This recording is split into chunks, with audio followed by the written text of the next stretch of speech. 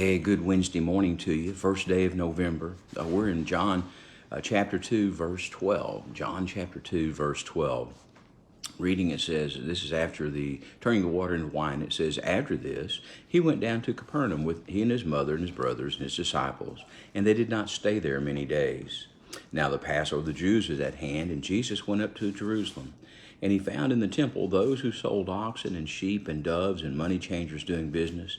When he had made a whip of cords, he drove them all out of the temple with the sheep and the oxen, poured out the changers' money, and overturned the tables.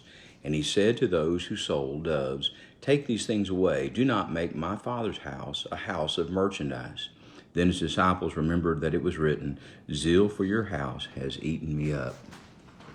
You see, we read this event in Mark later on in the other Gospels, but John places it very early on that we would see early Jesus' zeal for the house of God, for a place of worship. And he says in the other place, this is to be called a house of worship, a house of prayer.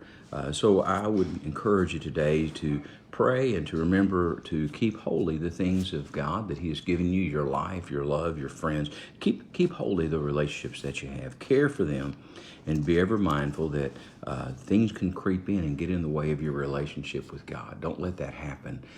Be strong and be sure. As you think about this thing that our Savior did in his ministries, he saw that it was happening. He spoke up against it. He removed those things that were a hindrance to prayer. Remove the things in your life that are a hindrance to prayer. It is Wednesday. Today at 1 o'clock, we'll be having a Bible study at midweek in a gathering place, 1 o'clock today. All are invited to that.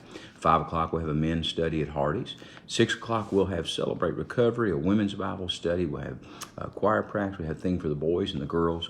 We do all of those things just as we did last night, the trunk or treat that we might give out tracts and tell people about Jesus at the church. We do all those things. We mean it, we say at Westview. We're here for you. You have a wonderful day.